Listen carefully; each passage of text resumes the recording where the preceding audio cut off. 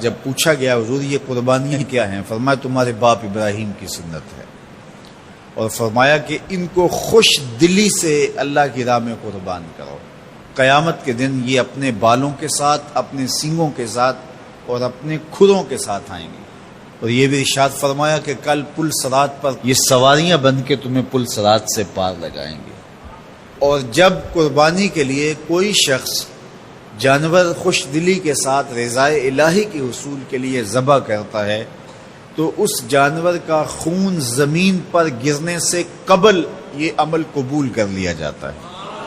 اور یہ بات بھی ذہن میں رکھیے گا کہ ایام نہر یہ 3 دن جو خون بہانے کے ہیں، 10، 11 اور 12 تاریخ، ان ایام میں آپ جو بھی عمل کریں، نماز پڑھیں اور دیگر صالح اعمال کریں، بہت قابل قبول ہیں اور اللہ ان کو قدر کی نگاہ سے دیکھتا ہے۔ لیکن ان ایام میں جو سب سے زیادہ اللہ کو محبوب عمل ہے وہ راہ خدا میں خون بہانا ہے، قربانی پیش کرنا ہے۔ تو قربانی کا کوئی اور متبادل نہیں ہو سکتا۔ کچھ لوگ یہ فلسفہ ان دنوں کے اندر بیان کرتے ہیں کہ 20-50 ہزار کی قربانی کرنے کی بجائے اتنے اگر کسی غریب کو دے دیے جائیں تو اس کے 2-3 مہینے خیریت سے گزر جاتے ہیں، اور وہ گھر کے اندر جو ہے وہ ضرورت کی چیزیں ڈال لے تو گوشت تو 2-4 دن کے اندر کھایا پیا جاتا ہے، ختم ہو جاتا ہے۔ لیکن اگر اتنے پیسے کسی غریب کے گھر دے دیے جائے تو یہ اچھی بات ہے۔ تو اسلام کب اس عمل سے روکتا ہے؟ غریب کی مدد کیجیے، صرف عید کے دن ہی نہیں، مینڈے کی جگہ ہی نہیں، بلکہ اسلام تو راہ خدا میں جانور ذبح کر کے اسی جذبے کو بیدار کرنا چاہتا ہے کہ تمہیں گوشت کی ضرورت بھی نہیں تھی، پھر بھی تم نے ذبح کر دیا، تو جہاں ضرورت ہوگی اور تمہاری ہمسائیگی میں، تمہارے اطراف میں جب کوئی غریب ہوگا تو پھر تم اس کے لیے ذبح کیوں نہیں کرو گے؟ اس کے لیے تم قربانی کیوں نہیں کرو گے؟ اِیثار کیوں نہیں کرو گے؟ یہاں تو پھر بھی ہم گوشت خود کھا لیتے ہیں یا غرباء میں بانٹ دیتے ہیں، لیکن منا کی وادی میں جہاں لاکھوں قربانیاں پیش کی جاتی ہیں وہاں تو جانور کاٹ کے اس کو ذبح کر کے بس چھوڑ دیا، اس کے گوشت سے غرض ہی نہیں ہوتی۔ زیادہ تر حجاج ایسے ہوتے ہیں جن کو یہ بتا دیا جاتا ہے کہ تمہاری قربانی کر دی گئی ہے، اور وہ فون کال کے انتظار میں یا حکومت وقت کی جانب سے دیے گئے وقت کے بعد حلق کروا دیتے ہیں۔ تو انہوں نے نہ اپنا جانور دیکھا ہوتا ہے، نہ اس کو ذبح ہوتے دیکھتے ہیں، تو صرف انہیں ٹائم بتلا دیا جاتا ہے یا ان کو کال کر دی جاتی ہے تو یہ ان کے لیے کافی ہوتا ہے۔ تو وہاں تو گوشت کھانا بھی مقصود نہیں، تو صرف اللہ کی رضا کے لیے جانور ذبح کرنا۔ تو جب رضا الہی کے لیے جانور ذبح کرنے کا جذبہ پیدا کر کے تمہیں راہ خدا میں خرچ کرنے کی ترغیب دی جاتی ہے تو پھر تم پورا سال خرچ کرو گے، تمہارے لیے کوئی مشکل اور کوئی مشقت نہیں ہوگی۔ لیکن اگر تم جو ہے وہ اس جذبہ خیر سے نور حاصل نہیں کرو گے تو پھر تمہیں یہ دولت نصیب نہیں ہوگی۔ تو سب سے افضل عمل ان 3 ایام کے اندر جو بتایا گیا وہ یہی ہے کہ راہ خدا کے اندر خون بہانا ہے۔ اللہ کے محبوب علیہ الصلوۃ والسلام کی خدمت میں جو ہے وہ مینڈے لائے گئے جو چتکبرے تھے، اور حضور علیہ الصلوۃ والسلام نے اپنے مبارک ہاتھ سے ان کو ذبح کیا۔ تو عید قرباں یہ ایثار کی عید ہے، یہ قربانی کی عید ہے، اور اسلام ہمیں قربانی سکھاتا ہے۔ اسلام لمحہ لمحہ قربانی ہے، ایک ایک ساعت اسلام قربانی کا نام ہے، اور ہمیں درس زندگی یہی دیا جاتا ہے کہ ہم قربانی سے اپنی زندگی کو اصل کې قربانی په هغه انسان واجب وي چې د اختر په 3 ورځو کې هغه سره د نصاب برابر مال وي۔ نصاب څه شی دی؟ یعنی څومره پیسې یا څومره مال جایداد انسان سره وي چې په هغه قربانی واجب کی۔ نو بهرحال عزتمندو د نصاب برابر چې چا سره مال وي هغه باندې قربانی واجب ده۔ اوس دا نصاب څه ته وایي؟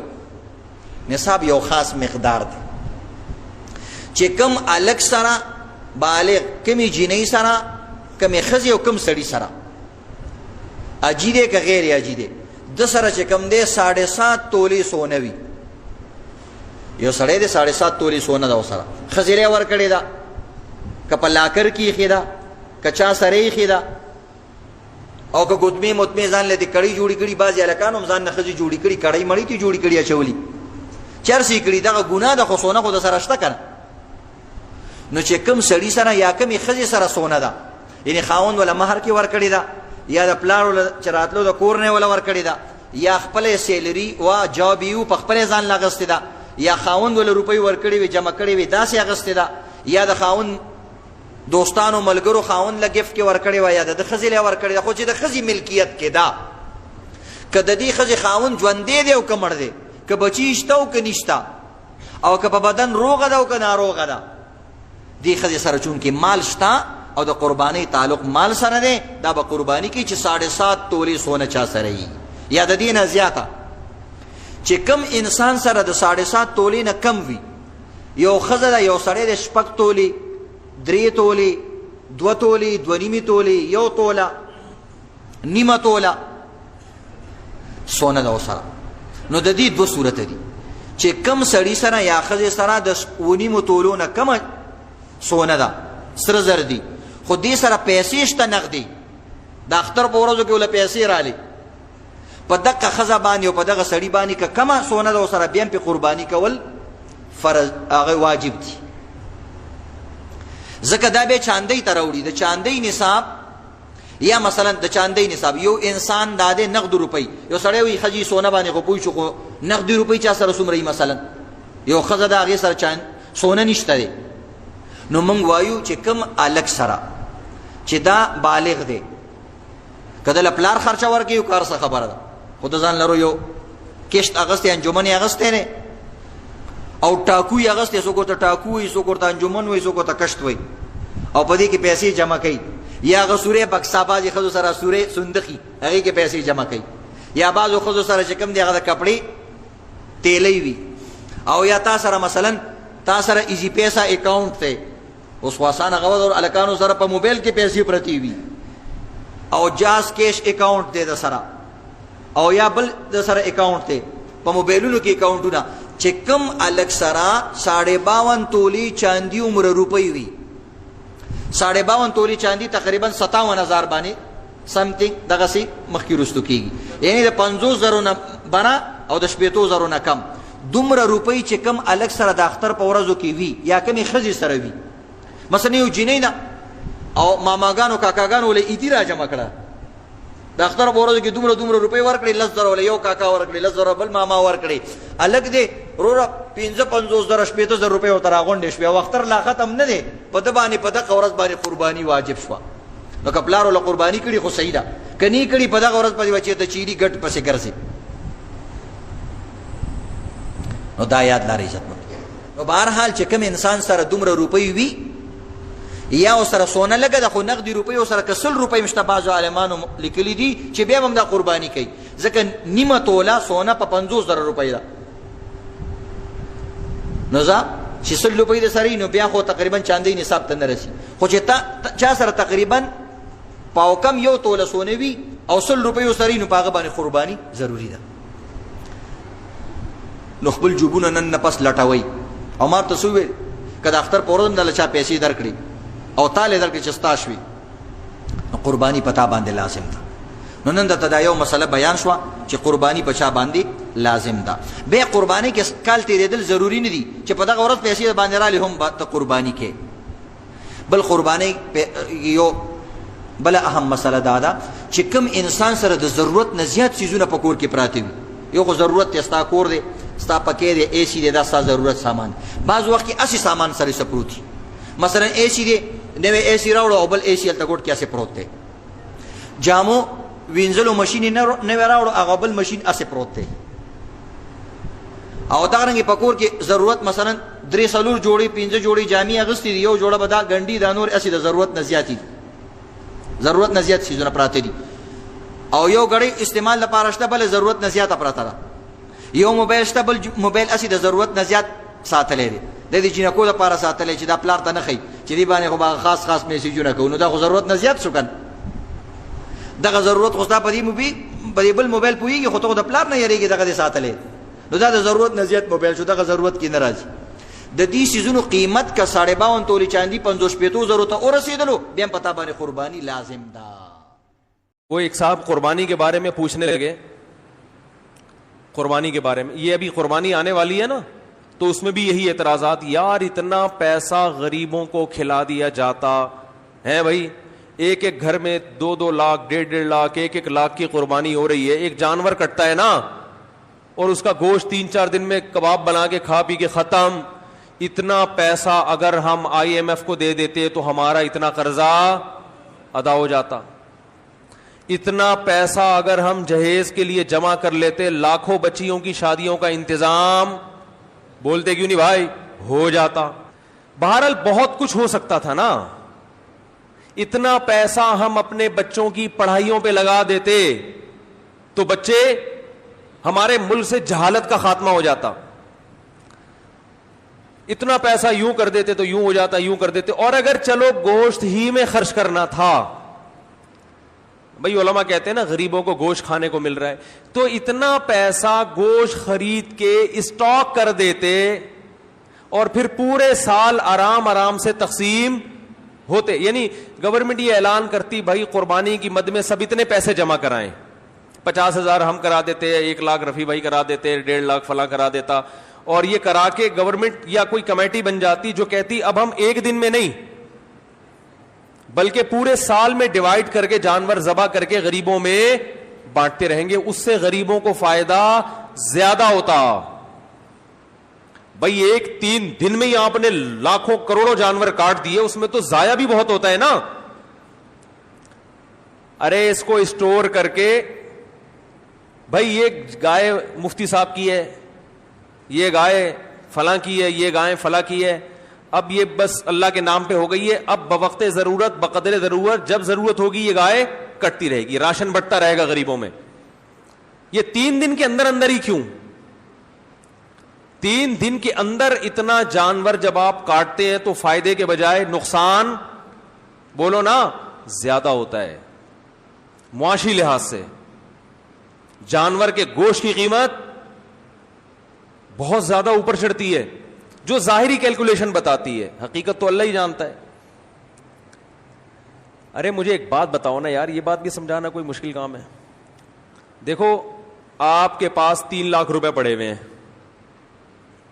یا 2 لاکھ روپے پڑے ہوئے ہیں, ماہرین معیشت کیا کہتے ہیں, وہ 2 لاکھ ایک دن میں خرچ کر لو یا پورے سال ڈیوائیڈ کر کے خرچ کرو, زیادہ بہتر کون سا کیا عمل ہے, پورے سال ڈیوائیڈ کرو. ایسا ہی ہے نا. تو آپ کے پاس اتنے جانور, کروڑوں گائے, بیل, بکرے, دمبے موجود ہیں, تو ماہر معیشت کہیں گے کہ 3 دن کے اندر کاٹ کے ان کے کباب بنا کے کھا جانا, اس سے بہتر ہے کہ ان کو پورے سال میں ڈیوائیڈ کر دو. کچھ محرم میں کٹیں گے, کچھ سفر میں کٹیں گے, کچھ ربیع الاول میں کٹیں گے, اس سے گوشت کی قیمت بھی کیا رہے گی, ہمارے کنٹرول میں رہے گی, وافر مقدار میں غریبوں کو گوشت بھی ملتا رہے گا. عقل تو یہی کہتی ہے. اسی وجہ سے یہ لبرلز لوگوں کو بڑے اعتراضات ہوتے ہیں, یار یہ کون سی قربانی ہے یار, یہ کیا ہے یار, یہ کون سا طریقہ ہے یار, جانور لاؤ کاٹو, چاہ پہ کسائی لے گیا نکال کے, اور کھال جو ہے نا وہ فلان لے گئے, اور پھر وہ کھایا پیا 3 دن ہلا گلا. کچھ لوگ اسٹور کر لیتے ہیں لیکن وہ بھی اپنے لیے کرتے ہیں, غریبوں کے لیے تھوڑی کرتے ہیں. محرم میں حلیم پکا دیا اس سے, بس اس کے بعد نہیں چلتا وہ. تو یہ کیا ہو رہا ہے. دوسری بات, گوشت خرید کے اگر وہ سستا پڑتا ہے, جانور خرید کے کاٹ کے کھایا جائے تو وہ اور زیادہ مہنگا پڑتا ہے. تو یہ کروڑوں روپے کا سرمایہ اس طرح بھی ہلاک ہو رہا ہے. ارے یہی بکرا آپ عام دنوں میں خریدو آدھی قیمت پہ ملے گا, بلکہ گوشت خریدو تو اور سستا ملے گا, اور گوشت بھی اپنی مرضی کا ملے گا. جو سری پائے کے عادی نہیں ہے وہ سری پائے نہ خریدیں, لیکن یہی آپ بقرعید والے دن خریدو تو ڈبل قیمت پہ. کیا خیال ہے بھائی؟ اور اگر کاٹنا ہی تھا تو جو لنگڑے لولے جانور ہیں ان کو کاٹ دو, گوشت تو سب میں ایک ہی جیسا نکلتا ہے نا. ارے کسی کا جانور لنگڑا ہے, اندھا ہے, کاڑا ہے, کنکٹا ہے, وہ تو ویسے ہی گوشت پہ تھوڑی کوئی اثر پڑتا ہے. جانور اندھا ہو, گوشت تھوڑی اندھا ہے. لیکن شریعت نے کیا کہا, معذور جانور کی قربانی, بولو بھائی, نہیں ہے. یہ تو ایک اور اعتراض ہمارے لیے کھڑا کر دیا. تو اتنے سارے اعتراضات قربانی پہ ہوتے ہیں, ان سب کا ایک ہی جواب ایک حدیث میں موجود ہے.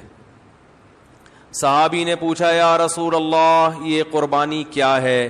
آپ نے فرمایا سنت ابیکم ابراہیم, تمہارے باپ ابراہیم کی سنت, بس اور کوئی لاجک نہیں ہے.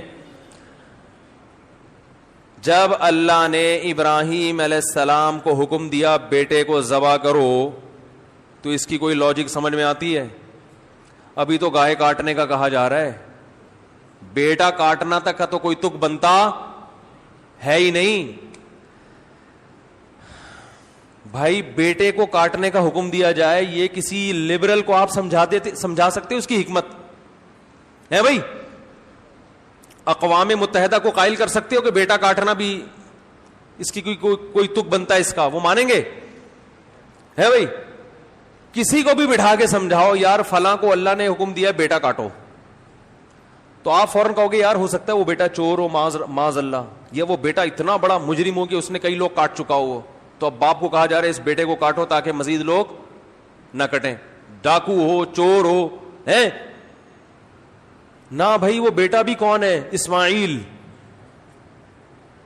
پیغمبر کا بیٹا, اور جس کے بارے میں بشارت دی گئی تھی کہ بطور انعام کے دیا جا رہا ہے آپ کو, آپ کی قربانیوں کا صلہ ہے یہ بیٹا, بطور گفٹ, جس کے اچھا ہونے میں دو رائے نہیں ہو سکتی. ایسے بیٹے کے بارے میں حکم دیا جا رہا ہے ابا کو کہ اس بیٹے کو کیا کر دو؟ ذبح کر دو. آپ کہہ سکتے ہیں ہو سکتا ہے بچے کا امتحان لیا جا رہا ہو کہ یہ بچہ کتنے پانی میں ہے, کاٹنے کا اصل حکم نہ ہو بلکہ اللہ دیکھنا چاہ رہے ہو کہ بچہ آگے سے رسپانس کیا کرتا ہے. تو بچے نے جواب کیا دیا تھا؟ یا ابت افعل ما تؤمر, اے ابا جو کہا گیا ہے عمل کر لیں. تو بچہ ایگزام میں کامیاب ہو گیا, اب اللہ کہتے بس نہیں کاٹیں. ہے بھائی تو جیسے ابراہیم علیہ السلام کو حکم دیا اپنے بیٹے کو کاٹیں, اس کی لاجک کچھ بھی نہیں ہے سوائے اس کے کہ ابراہیم بھی اللہ کے, بیٹا بھی اللہ کی مخلوق پہلے ہے, ابراہیم کا بیٹا بعد میں. تو اللہ کہہ سکتا ہے بھائی میں تو ویسے بھی کسی کو کسی وقت موت دے سکتا ہوں, آپ نہیں کاٹیں میں کسی اور حادثے سے ہلاک کر دوں.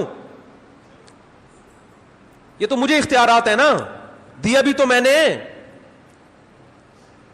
یہ ثابت کرنے کے لیے کہ ابراہیم تو میرا بندہ ہے اور تیرا بیٹا بھی میرا غلام ہے.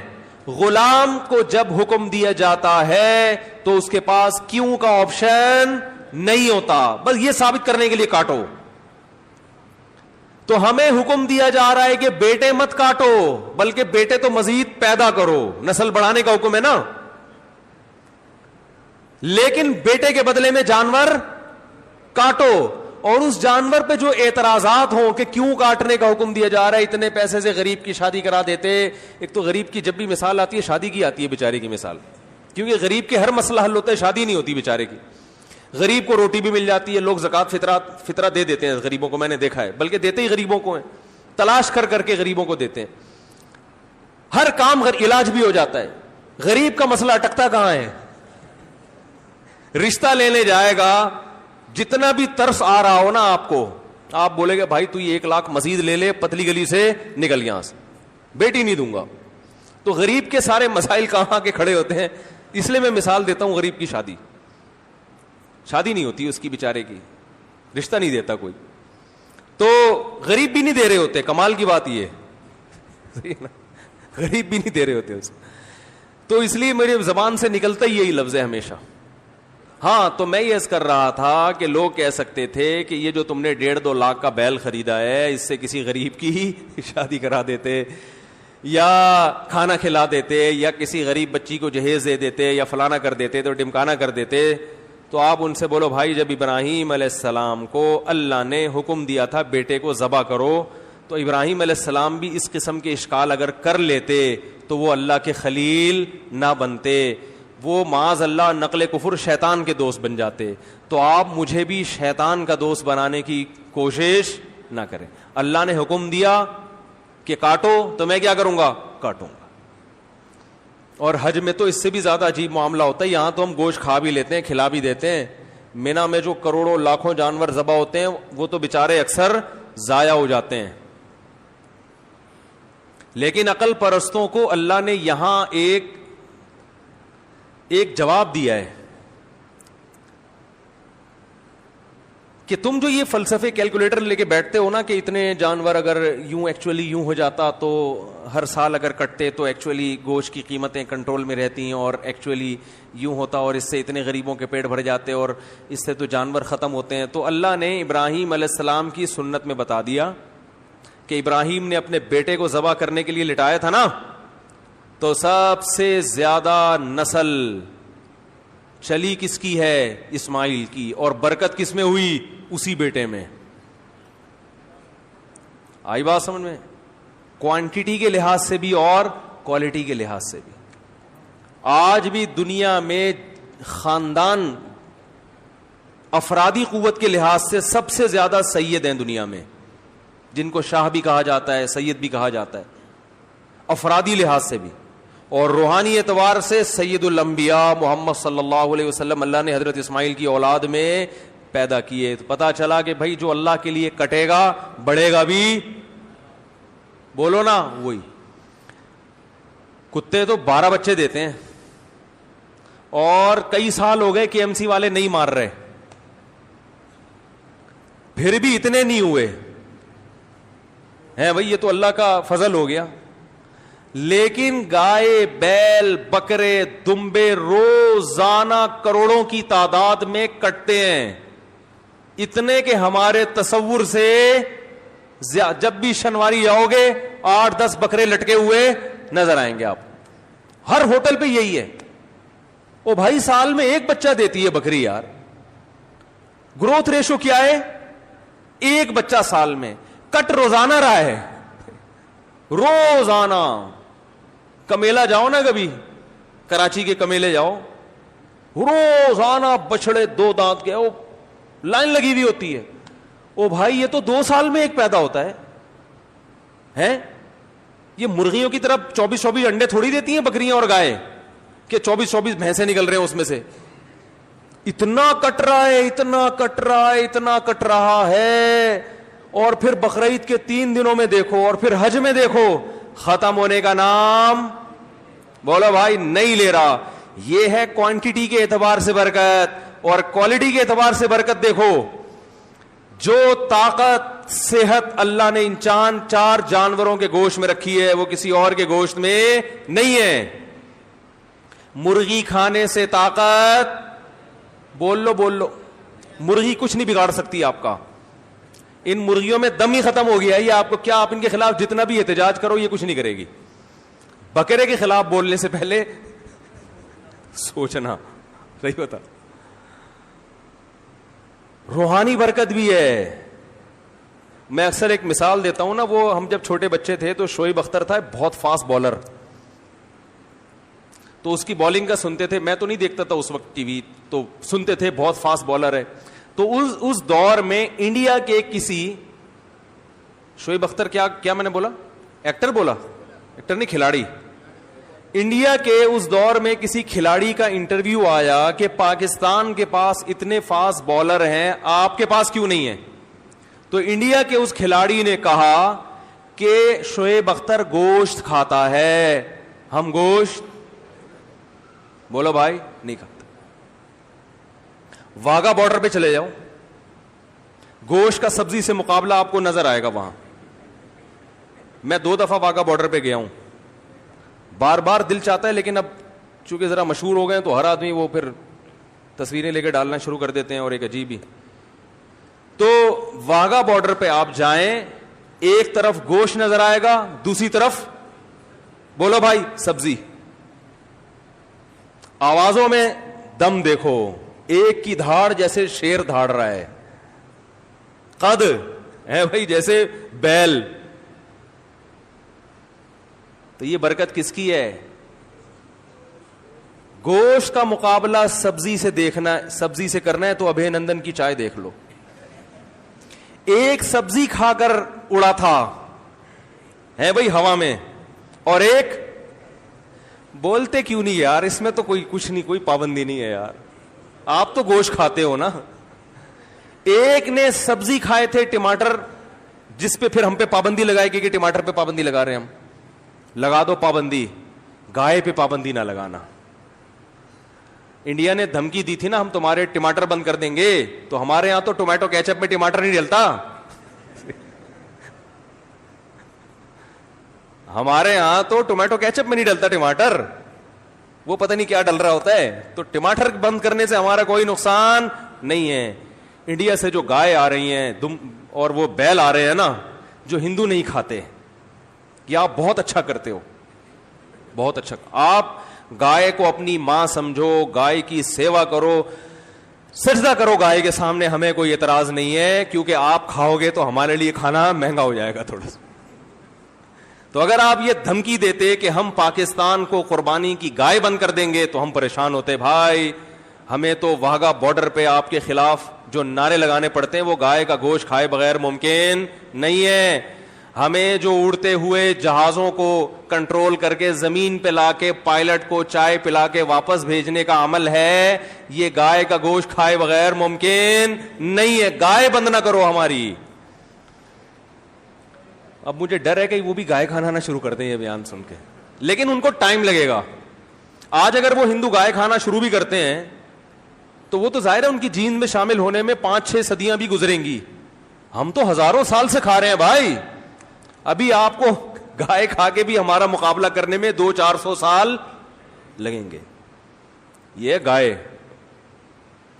باقی آپ کہہ سکتے ہیں وہ گائے کھانے سے کولیسٹرول بڑھتا ہے, وہ اس لیے بڑھتا ہے کہ وہ پھر کام جہازوں والے نہیں ہو رہے نا.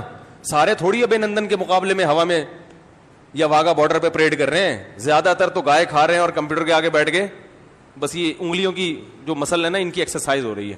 اس کے لیے گائے کھانے کی ضرورت بولو بھائی نہیں ہے. آفس میں بیٹھے ہوئے ٹھش پش, تو اس سے کیا ہوگا؟ تو پھر وہ ظاہر ہے پھر تو پھٹو گے. گائے پھر یہ گائے کی توہین ہے.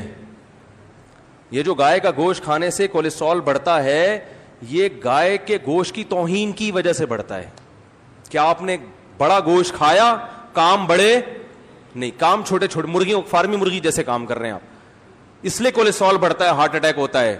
بڑا گوشت وہ کھائے جو کام کیا کرے, بڑے کرے, جو فضاؤں میں جہازوں پہ قبضہ کرے, پائلٹوں کو آسمانوں سے نیچے اتارے, اور PIA کے جہاز لے جا کے, اللہ کی پناہ یار, یہ بھی ہمارے یہاں ہو رہا ہے. اس میں گائے کا قصور نہیں ہے, یہ PIA والوں کا ذاتی قصور ہے. تو خیر میں یہ عرض کر رہا تھا کہ نبی صلی اللہ علیہ وسلم نے فرمایا یہ قربانی کیا ہے, تمہارے باپ ابراہیم